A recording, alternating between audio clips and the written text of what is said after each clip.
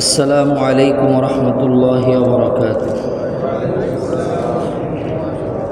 সূরা বাকারার ৬৭ থেকে ৭১ নং আয়াতকে সামনে নিয়ে খুব সংক্ষিপ্ত তাফসীর আপনাদের সামনে পেশ করবার জন্য চেষ্টা করব। আমি মহান মুনিবের দরবারে ভিক্ষা প্রার্থনা করছি, আল্লাহ তাআলা এই আয়াতগুলি দ্বারা আমাদেরকে যেই জিনিসটা বুঝাইতে চাইছেন মানব মণ্ডলীর হেদায়েতের জন্যে, আল্লাহ পাক যেন আমার জবান দিয়ে ওই কথাগুলি বের করে দেন। সকলে বলে আমিন। আমি প্রথমেই সরল অনুবাদটা করছি, এরপরে তাফসিরে যাচ্ছি। বিসমিল্লাহির রহমানির রহিম। وَإِذْ قَالَ مُوسَى لِقَوْمِهِ إِنَّ اللَّهَ يَأْمُرُكُمْ أَن تَذْبَحُوا بَقَرَةً।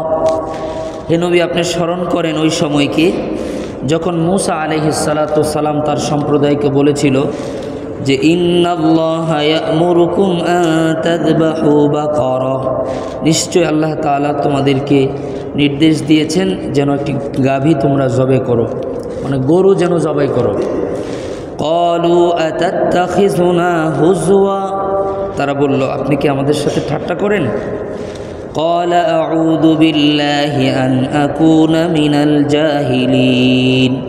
মুসা আলাইহিস সালাম বললেন যে আমি আল্লাহর কাছে আশ্রয় চাই যে আল্লাহর একটা হুকুমের ব্যাপারে তোমাদের সাথে আমি ঠাট্টা করব। قالوا ادع لنا ربك يبين لنا ما هي। তারা বলল যদি এটা সত্যি হয় তাহলে আপনার রবকে বলেন যে কেমন কুরবানি দিব, কেমন পশু জবাই করব এ সম্পর্কে একটু বিস্তারিত বলুক। قال إنه يقول إنها بقرة لا فارض ولا بكر। তখন আল্লাহ তাআলা বললেন যে এটা এমন একটা গরু হবে যে গরুটার বয়স একেবারে কমও হবে না আবার একেবারে বেশিও হবে না, অর্থাৎ বাচ্চা গরুও না আবার বুড়া গরুও না। আওয়ানুম বাইনা যালিক, অর্থাৎ অনেক বয়স আবার একেবারে অল্প বয়স, এই দুইটার মাঝামাঝি জায়গায় যেন বয়স হয়। মানে গরুর বর্ণনা দিচ্ছে কেমন গরু জবাই করবে। ফাফআলু মা তু'মারুন, আল্লাহ পাক যে হুকুম করেছে তোমরা এটা তাড়াতাড়ি করে ফেলো। ক্বালু উদউ লানা রাব্বাকা ইউবাইয়িন লানা মা লাউনুহা। বনি ইসরাইলরা বলল যে হে মূসা আলাইহিস সালাম, আপনি আপনার রবকে বলেন যে গরুটার রং কেমন হবে। قال إنه يقول إنها بقرة صفراء। তখন আল্লাহ তাআলা বললেন এই গরুটার রং হবে একেবারে গাঢ় হলুদ, হলুদ রঙের গরু। فاقع لونها تسر الناظرين, যাতে করে এই গরুটা দেখলেই মানুষ আনন্দ পায়। قالوا ادع لنا ربك يبين لنا ما هي। বনি ইসরায়েলের মাথা খারাপ হয়ে গেছে হলুদ কালারের কথা শুই না, যে আসলে কি ঘটতে যাচ্ছে, তো বারবার তারা প্রশ্ন করতেছে। قالوا ادع لنا ربك يبين لنا ما هي। হে মূসা, আপনি আল্লাহর কাছে আবার একটু জিজ্ঞেস করেন না আসলে গরুটা কেমন হবে। ইন্নাল বাকারা তাশাবাহা আলাইনা ওয়া ইন্না ইনশাআল্লাহু লামুহতাদুন। একটু ভালো করে এই গরু সম্পর্কে আরেকটু জানেন যাতে করে আমরা সঠিক পথ পাই। قال إنه يقول إنها بقرة لا ذلول। আল্লাহ তাআলা এবার কঠিন করে দিচ্ছেন যে গরুটা এমন হবে যেই গরু দিয়ে কোনো কাজকর্ম করানো হয় নাই। তুসিরুল আরদা ওয়ালা তাসকিল হারস, যেটা দিয়ে হাল চাষ করা হয় নাই, যেই গরু দিয়ে পানি সেচের কাজও করা হয় নাই।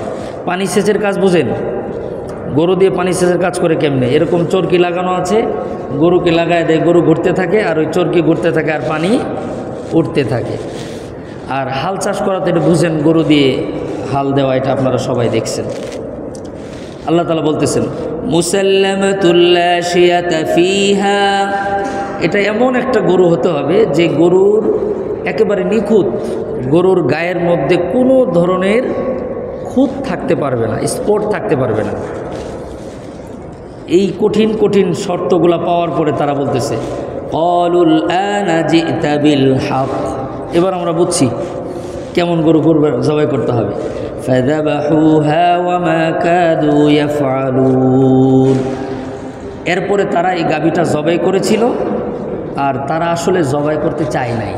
জবাই করতে মানে জবাই করার ক্ষেত্রে তারা একমত ছিল না, জবাই করবে এটার পক্ষে ছিল না, কিন্তু তারা পরে জবাই করতে হয়েছে। এখন এই গাভী কেন তাদেরকে জবাই করতে হয়েছে, এটার ব্যাখ্যা আল্লাহ তাআলা এর পরের দুইটা আয়াতের মধ্যে বলছেন। 72 এবং 73 নম্বর আয়াতের মধ্যে আল্লাহ তাআলা বলেন, وَإِذْ قَتَلْتُمْ نَفْسًا فَادَّارَأْتُمْ فِيهَا, তোমরা একটি মানুষকে হত্যা করেছিলে এবং এই হত্যাকারীকে এটার ব্যাপারে একজন আরেকজনকে দোষারোপ করতেছিলে।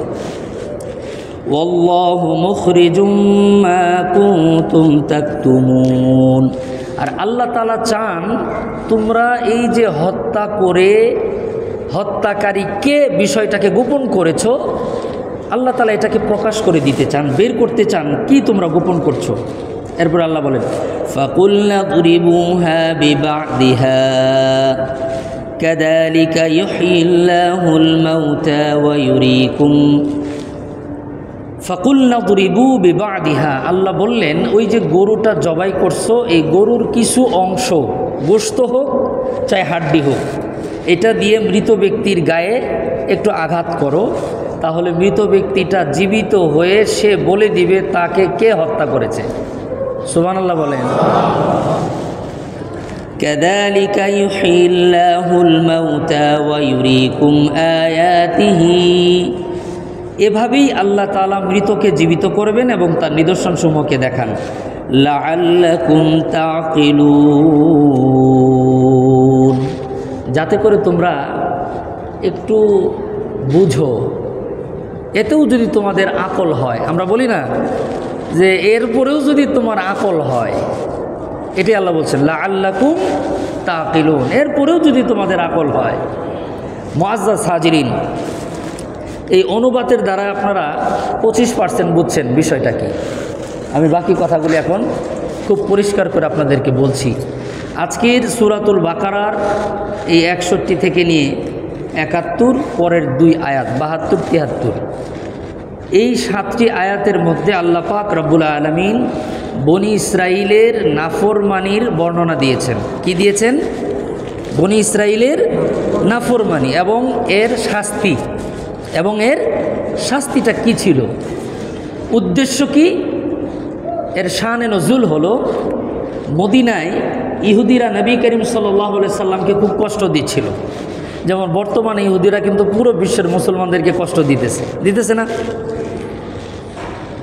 যে যারা একটু পত্রিকাটা পড়ি অথবা বিভিন্ন সামাজিক যোগাযোগ মাধ্যমে একটু চোখ পড়লেই এই ইসরায়েল নামক হায়ানার কোনো না কোনো আক্রমণের কথা আপনারা পাবেন।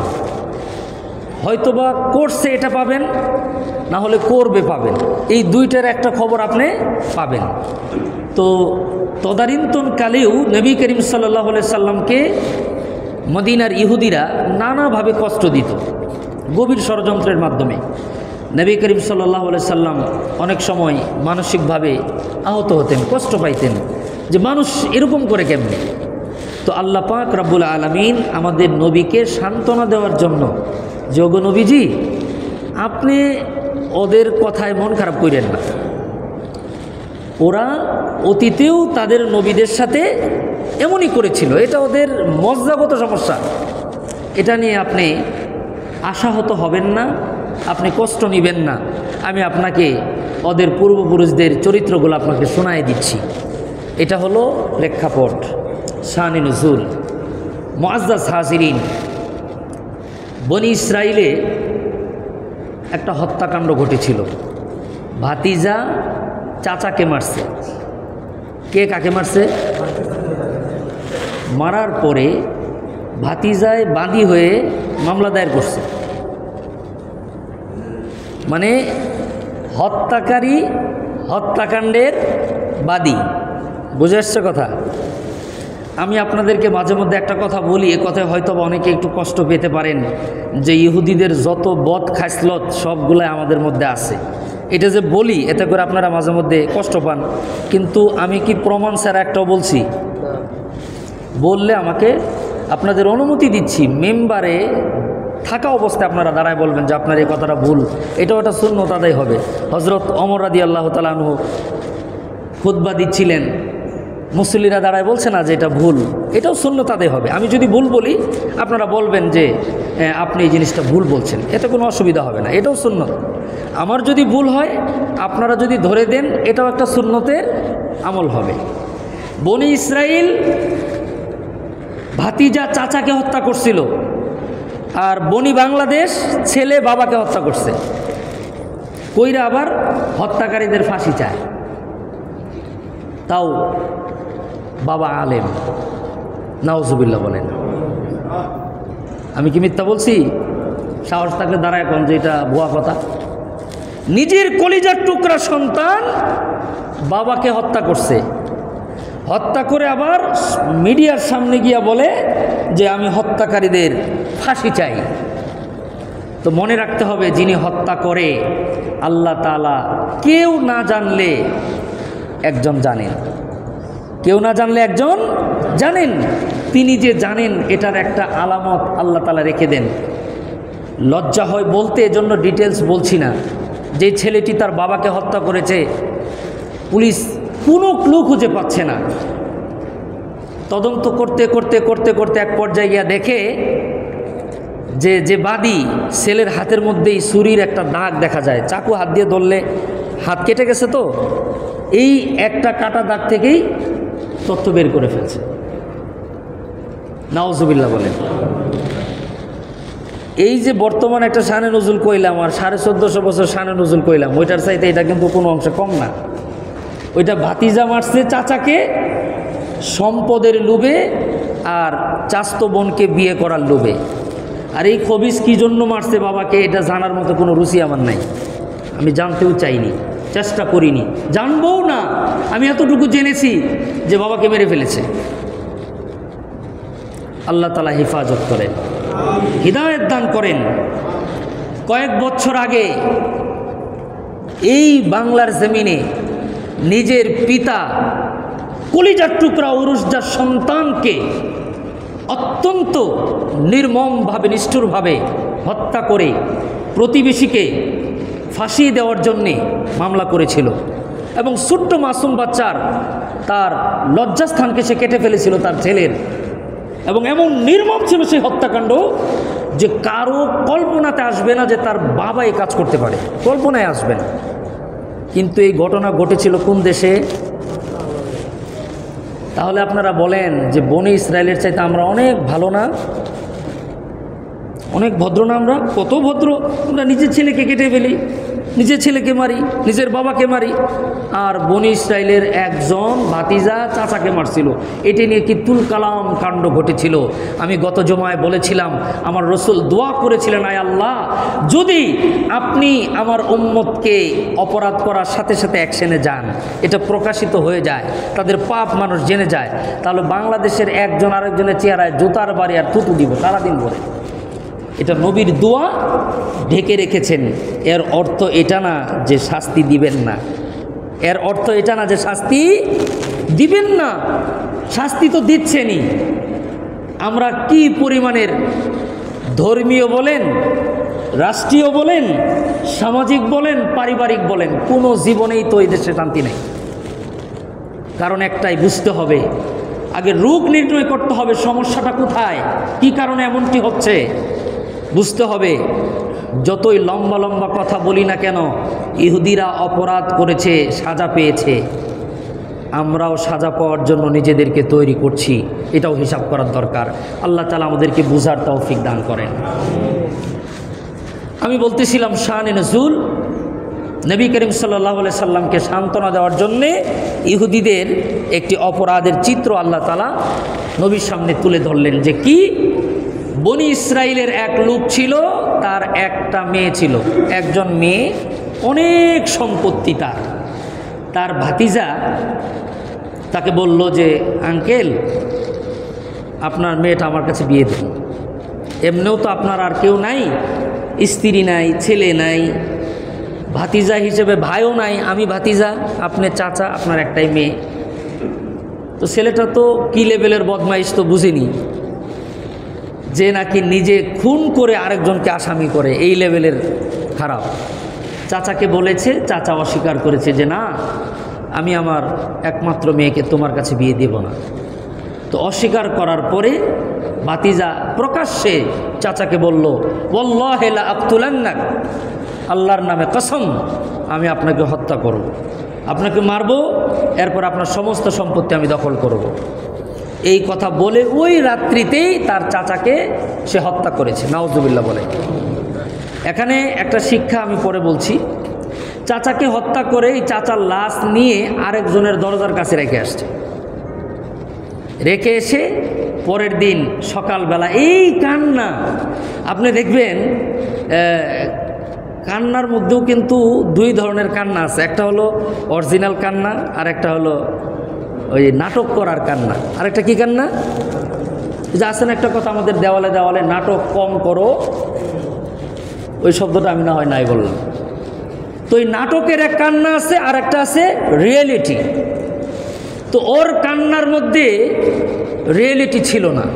সে কাঁদতেছিল যে হায় আফসোস, কে সর্বনাশ করলো, আমার চাচাকে মেরে ফেললো। এখন যাদেরকে সে অপরাধী হিসেবে সাব্যস্ত করবার জন্য চেষ্টা করছে, তারা তো অবাক হয়ে গেছে যে যে খুন করে নাই সে তো জানে আমি খুনি না। তারা তো আশ্চর্য হয়ে গেছে ঘটনা কি। তো তারা শরণাপন্ন হলো হজরতে মূসা আলাইহিস সালাতু ওয়াস সালামের কাছে। তারা কার কাছে গেলেন? মূসা আলাইহিস সালাতু ওয়াস সালামের কাছে গিয়া বললেন, পয়গম্বর, আল্লাহর কসম, আমরা এই খুনের আশপাশ দিয়ে নাই। কে বা কারা খুন করে আমাদের দরজার পাশে লাশ রেখে এই আমাদেরকে এখন ওনার ভাতিজা আমাদেরকে দোষারোপ করছে যে আমরা নাকি খুন করেছি। আপনি আল্লাহ তাআলার কাছ থেকে এটার একটা ব্যবস্থা করেন। আল্লাহ পাক রব্বুল আলামিন এই মামলার নিরসন করবার জন্য আল্লাহ তাআলা আমাদের নবীকে বলেন, নবী আপনি স্মরণ করেন ওই সময়কে। বিসমিল্লাহ। وَإِذْ قَالَ مُوسَى لِقَوْمِهِ إِنَّ اللَّهَ يَأْمُرُكُمْ, ওগো নবীজি আপনি স্মরণ করেন ওই সময়কে যখন মূসা আলাইহিস সালাতু ওয়াস সালাম তার সম্প্রদায়কে বলল, ইন্নাল্লাহা ইয়া'মুরুকুম আন তাযবাহু বাকারা, নিশ্চয়ই আল্লাহ হুকুম করেছেন যে একটা গাভী জবাই করো। এখানে একটা প্রশ্ন, যে গাভী জবাই করার কথা কেন বললেন? আল্লাহ তো ডাইরেক্ট নাম বলে দিলেই পারতেন যে আরে ভাতিজা মারছে, বলতে পারতেন না? তো বিষয়টাকে জটিল করলেন কেন? আসলে জটিল করে নাই, এর মধ্যে অনেক হিকমত আছে। সুবহানাল্লাহ, অনেক হিকমত আছে। আমরা জানি আমাদের এদেশের অনেক আমাদের বন্ধুরা, তাদের পূজার একটা বস্তু হলো গাভী। গাভীকে অনেকে মা বলে না। আল্লাহ তাআলা বললেন মানুষ শ্রেষ্ঠ। আল্লাহ কি বলছে? মানুষ। আবার এরকম মানুষও আছে বলে না, মানুষ না, গরুই শ্রেষ্ঠ, এরকম বলার লোক আছে না? আরে গরুর গোমূত্র খায়, গোবর খায়, সকালবেলা খালি পেটে খায়, আবার দুপুরে খাওয়ার আধা ঘন্টা আগে, বিকালে আবার বিকালের নাস্তা, আবার রাত্রে খাবার আধা ঘন্টা পরে খায়। গোবর খায় আবার গরুর, আপনারা বলেন না একটু, এটা জানেন না মনে হয় কোনো দিন? আমি কি মিশে কথা বলতেছি? বিশ্বাস হয় না? এটা খাওয়ার ফজিলত আছে, এটা খাওয়ার তাদের ধর্ম অনুযায়ী। এটা আপনারা কিছু মনে করবেন না, ডোন্ট মাইন্ড প্লিজ। এটা তাদের ধর্মীয় আবেগ অনুভূতি আছে। আমি এটার প্রতি চরম শ্রদ্ধা রেখে বলছি, 3 বেলা খাইলে আরও 6 বেলা খান, আরও বেশি উপকার হবে, সমস্যা নেই। আমি বলতে চাচ্ছি ওই সময় বনি ইসরাইলরাও তারা গোবৎসর পূজা করত। গোবৎসর ওই যে ফিরআউন থেকে যখন বাঁচতে গিয়া সামিরি জিব্রাইলের পায়ের নিচে থেকে মাটি নিছিল, একটা মূর্তি গরু চিল্লাইতেছিল, তখন বলতেছিল আরে আল্লাহ আসমানে কোথায়? আল্লাহ তো এই গরুর পেটে। নাউজুবিল্লাহ বলেন। এরপর থেকে তারা গরুকে মা বানিয়েছে। আমি আবারও বলছি, অত্যন্ত শ্রদ্ধা রেখে বলছি, যারা গোমূত্র গোবর খাইতে শ্রদ্ধা করেন তারা খান বেশি করে। আমি অত্যন্ত শ্রদ্ধার সাথে বলছি, এখানে তিল পরিমাণ আমার কোনো খারাপ অনুভূতি নেই। যেমন আমরা দুধ খাই, ঘি খাই, মিষ্টি খাই, ঠিক একই কায়দায় ওগুলাও খাওয়া যায়। তারা খাইতো, বনি ইসরাইলরাও খাইতো। তো আল্লাহ পাক রব্বুল আলামিন ডাইরেক্ট না বলে বনি ইসরাইলদেরকে বুঝাইতে চাইছেন, ও বনি ইসরাইল, তোমরা যে কাম করো এটা কোনো কামের মধ্যেই পড়ে না, এটা কোনো কামের মধ্যে পড়ে না। এজন্য এক কাজে দুই কাজ, আল্লাহ তাআলা তাদেরকে গরুর প্রতি যেই শ্রদ্ধা আর ভক্তি এটার থেকে যেন তারা বের হয়ে আসে, এই মেসেজ দেওয়ার জন্যে আল্লাহ তাআলা বললেন বিসমিল্লাহির রহমানির রহিম ইন্নাল্লাহা ইয়া'মুরুকুম আন তাযবাহু বাকারা। নিশ্চয় আল্লাহ অর্ডার করলেন একটা গাভী জবাই করো। তো তারা যদি শোনার সাথে সাথে গাভীটা জবাই করতো, যে কোনো গাভী জবাই করলেই হয়ে যেত, কিন্তু তারা তো ঘাওরা জাতি, তারা বলতেছিল ক্বালু আতাত্তাখিযুনা হুজওয়া, হে মূসা আপনি কি আমাদের সাথে মশকরা করেন? আমরা যেটাকে পূজা করি এটাকে আপনার জবাই করতে বলতেছেন, ঠাট্টা পাইছেন নাকি? হযরতে মূসা আলাইহিস সালাতু সালাম বললেন ক্বালা আউযু বিল্লাহি আন আকুনা মিনাল জাহিলিন। মূসা আলাইহিস সালাম বলেন আস্তাগফিরুল্লাহ, আউযু বিল্লাহ, আল্লাহর কাছে আশ্রয় চাই। আল্লাহর হুকুমের ব্যাপারে কেবলমাত্র জাহিল মূর্খরাই ঠাট্টা করতে পারে। আল্লাহ পাক বলছেন জবাই করতে, এই জন্যই আমি তোমাদেরকে বলছি, যদি তোমরা এই মামলা নিষ্পত্তি চাও, হত্যাকারীকে বের করতে চাও, তাহলে জবাই করতে হবে। ক্বালু দু'ু লানা রাব্বাকা ইউবাইয়িন লানা মা হি। তারা বলতেছিল আচ্ছা ঠিক আছে, তাহলে আল্লাহ তাআলার কাছে জানেন যে গাভীটা কেমন হবে। তখন আল্লাহ তাআলা বললেন ক্বালা ইন্নাহু ইয়াকুলু ইন্নাহা বাকারাতুল লা ফারিদ ওয়ালা বিকর। আল্লাহ বললেন মূসা আলাইহিস সালামকে যে ওরা যতগুলা প্রশ্ন করব ততগুলা কঠিন করবেন। কি একটা প্রশ্ন একটা করে নতুন নতুন শর্ত সাপেক্ষ যুগ হয়ে যাবে। জিজ্ঞেস করছে গরুটা কেমন হবে? আল্লাহ বললেন যে বয়সটা হবে একেবারে কমও না আবার একেবারে বেশিও না। এরপরে তারা আবার বলতেছে ক্বালু দু'ু লানা রাব্বাকা ইউবাইয়িন লানা মা লাউনুহা। পয়গম্বর আল্লাহকে বলেন গাভীটার রং কেমন হবে। আপনারা জীবনে গাঢ় হলুদ গরু দেখছেন, কালো দেখছেন, এরপরে খয়েরি কালার দেখছেন, সাদা দেখছেন, তাই না? গাঢ় হলুদ গরুই হয় না। আল্লাহ এই গরু এক পিস বানাইছিলেন, সুবহানাল্লাহ বলেন, এক পিস বানাইছিলেন। আমি লাস্টে বলছি ক্বালা ইন্নাহু ইয়াকুলু ইন্নাহা বাকারাতুন সাফরা। আল্লাহ বললেন যে এই গরুটা হবে একেবারে গাঢ় হলুদ, ফাকিউল লাউনুহা তাসুরুন নাযিরিন, যেই গরু দেখলেই মানুষ আনন্দ পায়, এমন এমন কালার হবে যেটা দেখলেই মানুষ তাকায় থাকবে।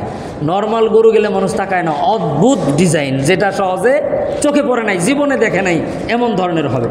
ক্বালু দু'ু লানা রাব্বাকা ইউবাইয়িন লানা মা হি। তারা আবার বলতেছে আচ্ছা ঠিক আছে, আরেকটু আল্লাহর কাছে শোনেন গরুটা কেমন হবে, আরেকটু ভালো করে জেনে নেন, এরপরে আমরা গরুটা দিয়ে দিব যাতে করে আমরা হেদায়েত পাই। এবার আরও কঠিন করলেন আল্লাহ।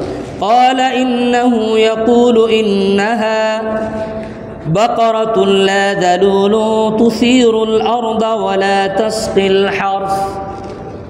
বনি ইসরাইল সম্প্রদায়ের মধ্যে এমন কোনো গরু নাই যেটাকে হালে নেওয়া হয় নাই বা পানি সেচ করা হয় নাই। গরু মানেই তো দুইটার একটা, যেটা পুরুষ গরু ওটা হাল চাষ করবে, পানি সেচ করবে, আর যেটা মহিলা গরু বাচ্চা দিবে, বিভিন্ন ধরনের খুদ তো থাকবেই। আল্লাহ তাআলা বললেন মুসাল্লামাতুল লা শিয়াতা ফিহা, এটা এমন গরু হবে যার মধ্যে চুল পরিমাণ কোনো খুদ থাকতে পারবে না। ক্বালুল আনা জিতা বিল হক। এবার তারা বলতেছে এবার ঠিক আছে, এবার তো পাগল হয়ে গেছে যে এবার যেই শর্ত, এই গরু আমরা পাবো কোথায়? এদিকে আল্লাহ পাক রব্বুল আলামিন বনি ইসরাইলের মধ্যে এক সন্তান যে ছিল তার পিতামাতার একান্তই বাধ্যগত। খুব ভালো করে বুঝবেন, এখানে খুব গুরুত্বপূর্ণ একটি মেসেজ আমাদের জন্য আছে। পিতামাতার একান্তই বাধ্যগত, মার কথায় ওঠে, মার কথায় বসে।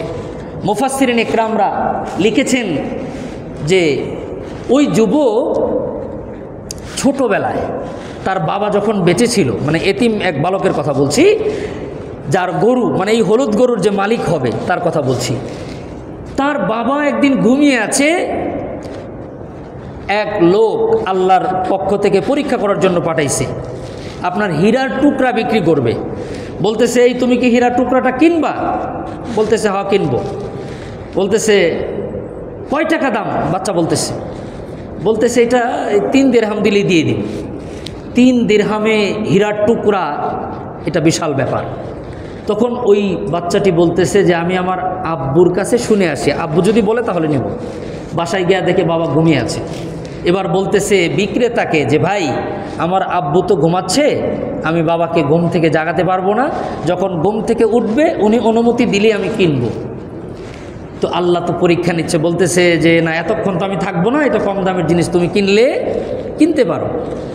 তো ছেলে বলছে যে না আমি আমার বাবার ঘুমকে নষ্ট করব না, তুমি যদি আমাকে এটা একেবারে ফ্রিও দাও তবু আমার আব্বার অনুমতি ছাড়া আমি নেব না। এটা হচ্ছে ওই ছেলের বাবা ভক্তির একটা দলিল, তাফসীরের কিতাবে আসছে। এরপরে তো তার বাবা মারা গেছে, মারা যাওয়ার সময় একটা ছোট্ট গরুর বাচ্চা ছিল। এই গরুর বাছুরটি পাহাড়ের মধ্যে রেখে আল্লাহর উপর ভরসা করছে। কিসের উপর? আল্লাহর উপর তাওয়াক্কুল করে এই বাছুরটি রেখে অসুস্থ অবস্থায় তার বাচ্চা আর তার স্ত্রীকে নসিহাত করে গেছে। বলছে বিবি হে, আমার ছেলেটি যখন বড় হবে, যুবক হবে, যদি কখনো মুসিবতে পড়ে, বিপদে পড়ে, আর্থিক সংকটে পড়ে, তাহলে এই পাহাড়ের মধ্যে গিয়া বলবে যে হে ইয়াকুব ইসহাক ইব্রাহিম ইসমাইলের খোদা, হে ইয়াকুব ইসহাক ইব্রাহিম ইসমাইলের রব, আপনার কাছে রেখে যাওয়া আমার পিতার আমানতটা আমার কাছে ফেরত দেন। এই কথা বলে আওয়াজ দিলেই ওই পাহাড় থেকে বাছুরটা বের হয়ে আসবে। সুবহানাল্লাহ। তাফসীরের কিতাবের মধ্যে এসেছে ওই বাছুরটির মালিক ওই এতিম শিশুর আব্বা যখন মারা যায়, সে যখন এতিম হয়ে যায়, তার মার অর্ডারের বাইরে এক কদম সামনেও যায় না, এক কদম পিছেও যায় না। মা যা বলে তাই শোনে। মুফাসসিরিন ইকরামরা লিখেন যুবকটি এমন মা ভক্ত, এমন বাবা ভক্ত ছিল, এক পর্যায়ে এমন হলো যুবক বিয়ে শাদী করলো না। তার দিনভর জঙ্গল থেকে কাঠ কেটে এনে বাজারে কাঠ বিক্রি করে মার খেদমত করে, রাতটাকে 3 ভাগ করে নেয়। 1 ভাগ ঘুমায়, আরেক ভাগ ইবাদত করে, আরেক ভাগ মার শিওরে দাঁড়ায় দাঁড়ায় মার খেদমত করে। এমন একজন যুবক, তার আম্মা দেখলেন ছেলেটা খুব অভাবের মধ্যে পড়ে গেছে। একদিন তার মা বললেন, কলিজার টুকরা বাবা, তুমি ওই পাহাড়ের মধ্যে যাবা, গিয়া বলবা ও ইসহাক ইয়াকুব ইব্রাহিম ও ইসমাইলের রব আল্লাহ, আপনার কাছে রেখে যাওয়া আমার আব্বার আমানতটা আমাকে ফেরত দেন। এই কথা বললেই দেখবা জঙ্গল থেকে একটা বাছুর বের হয়ে আসবে। মুফাসসিরিন ইকরামরা লিখেন ওই বাছুরটা মাঝে মধ্যে লোকালয়ের কাজ দিয়ে আসতো, মানুষ দেখলেই দৌড় দিয়ে আবার জঙ্গলের মধ্যে চলে যেত। সেদিন ব্যতিক্রম, ওই যুবক এসে যখন বলল ও ইসহাক ইয়াকুব ইব্রাহিম ইসমাইলের রব আল্লাহ, আপনার কাছে আমার বাবার রেখে যাওয়া আমানতকে আমাকে ফেরত দেন, এই আহ্বান শোনার সাথে সাথে ওই যে তাসুরুন নাজিরিন, একেবারে হলুদ বর্ণের একটা গাভী আল্লাহর হুকুমে জঙ্গল থেকে বের হয়ে এলো। এবার যুবকের কাছে আসছে। তাফসীর ইবনে কাসিরের মধ্যে এসেছে আল্লাহ ওই গাভীর জবান খুলে দিয়েছেন। সুবহানাল্লাহ। এবার গাভী এসে বলতেছে যে তুমি আমার উপর সোয়ার হও। কি বলছে? আমার উপর সোয়ার হও। তখন যুবক বলতেছে না, আমার আম্মা বলছে তোমাকে গলা ধরে নিয়ে যেতে, আমি তোমার উপর সোয়ার হতে পারবো না। সুবহানাল্লাহ। তখন গাভী তাকে বলছে যে তুমি এমনই একজন মা ভক্ত সন্তান, তুমি যদি এই পাহাড়কেও বলো যে আমার সাথে হাঁট, আল্লাহর হুকুমে পাহাড় তোমার পিছে পিছে হাঁটা শুরু করবে। এটা হলো মার কথায় চলার প্রতিদান। সুবহানাল্লাহ বলেন।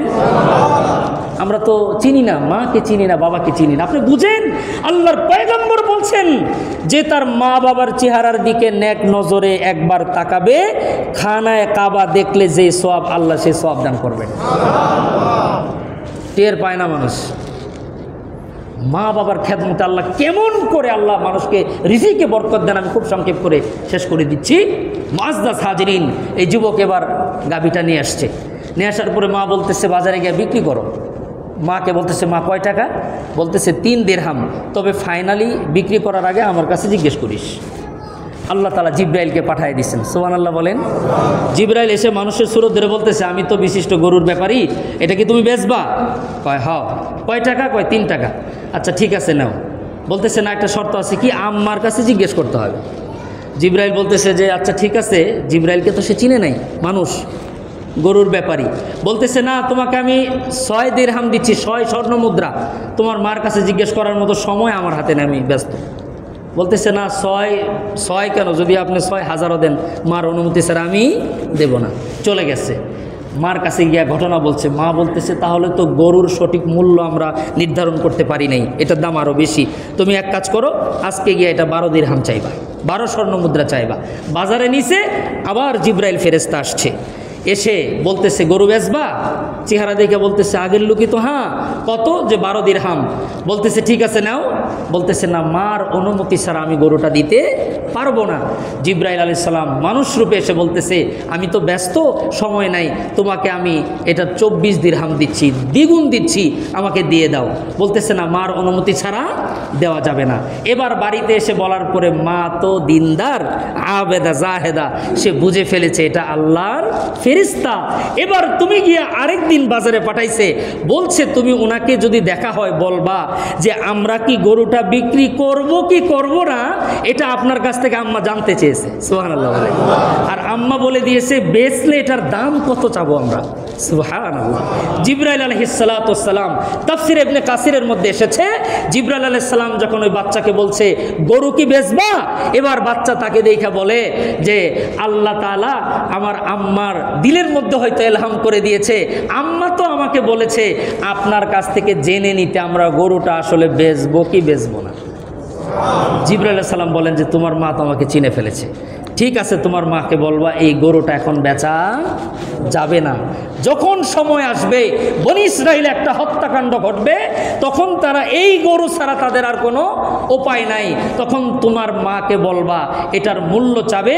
গরু জবাই করার পরে গরুর চামড়া ছিলে, চামড়াটাকে বিছানোর পরে যত স্বর্ণ এই চামড়ায় ধরে, সুবহানাল্লাহ বলেন, এই পরিমাণ স্বর্ণ দিলেই কেবল এই গরু দিবে, এছাড়া গরু দিবা না।